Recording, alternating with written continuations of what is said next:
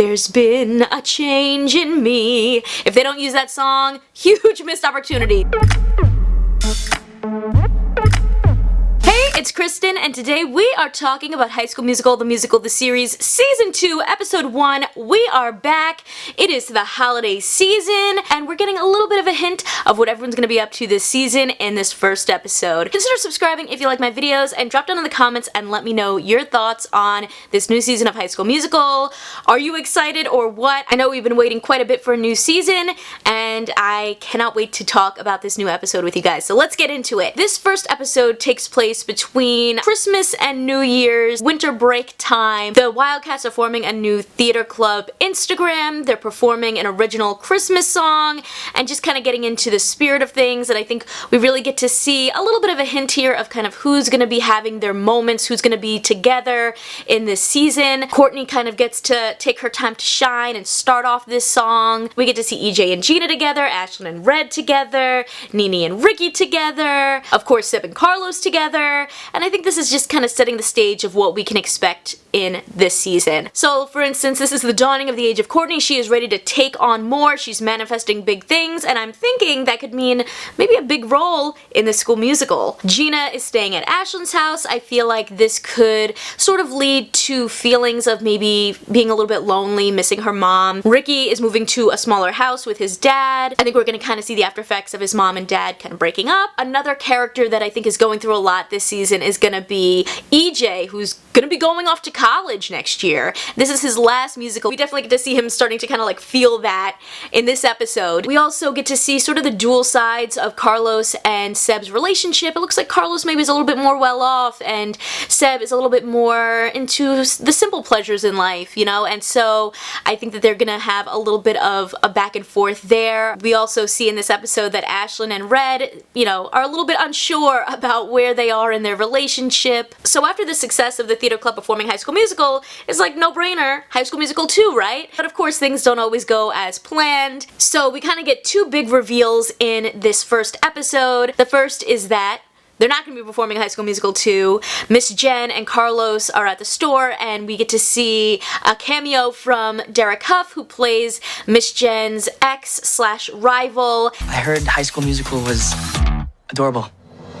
And he's going to be directing The Little Mermaid at North High. There's a North High versus East High rivalry, if you will. And he's entering his students in the Mankeys, which is like an Alan Menken Awards for high school theater. I think Miss Jenn is a little bit threatened by him, feels that he's more successful than her, and wants to show that she is successful too, and that her students are very talented too. And she decides we're going to go for those awards too. But we need a real, true Alan Menken gem, and so she decides that they're going to do Beauty and the Beast. This semester, we are entering the Alan Menken Awards for High School Musical Theater, and we are doing Beauty and the Beast. Oh. For those of you who might have missed it, I did do a video that you can check out right here where I share my Beauty and the Beast casting theories, so make sure to check that out, and I would love to hear your thoughts on who you think is going to be all the different roles in this show. So we get this big reveal already at Ashlyn's New Year's Eve party, just as the clock strikes midnight, that, whoop! We're gonna be doing Beauty and the Beast. And not only that, but as everyone's really excited and they're talking about who they think could play each role, they're like, Nene, you'd be the perfect Belle. And Nene's like, I'm leaving. That's right, she got into the Youth Actors Conservatory, which is super exciting. I'm really curious to see what that's gonna be like for her. I could definitely see her having some sort of storyline where, you know, maybe she's really excited to be in this conservatory, but is missing, you know, being with her friends and kind of having that fun with everyone doing Beauty and the Beast. My only other thought is, like, obviously Olivia Rodrigo is blowing up on the music scene. I mean, she had Driver's License, Deja Vu, she has her debut album Sour coming out. Is she gonna want to continue doing High School Musical, the series, you know?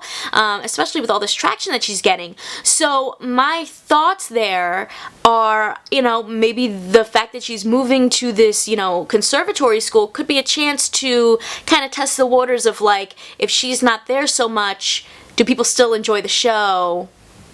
Will it still be successful if we don't have the Gabriella to our Troy in the series? I'm curious, do you guys think that she'll stick around after the success of her upcoming album, or do you think that, you know, she kind of will move on and do something else and focus on the music instead. So they kind of just drop that bomb. Ricky's like, what? Everyone's shook. You know, we have a different musical. Nene's not gonna be here. Everything's gonna be different, right? And I think the ideas of change and things being different is gonna be a big part of this season. And I mean, perfect song choice. A change in me from Beauty and the Beast. There's been a change in me. If they don't use that song, huge missed opportunity. I definitely think that these ideas of change and things being different and what's gonna go on with our friendships and our families and things like that is gonna be a big part of this season. I do want to talk a little bit more about some of the music in this episode. We get 2 original songs, Something in the Air, which is the Christmas song they sing. I will say Something in the Air is not my favorite original song that they've done, but I'm excited to see what else is to come the rest of this season. And then The Perfect Gift, which Joshua Bassett actually wrote himself, which is really cool. And both of those 2 songs we have actually gotten a sneak peek of already in the High School Musical holiday special, which I actually talked about as well on my channel, so I'll leave a link to that right here if you want to check it out. And then I thought that they surprisingly did like a fair amount of High School Musical songs. Like, I didn't expect there to be so many in this first episode. Bet on It, You Are the Music in Me, All for One. They were more snippets, I would say, than like full-on performances like the original songs.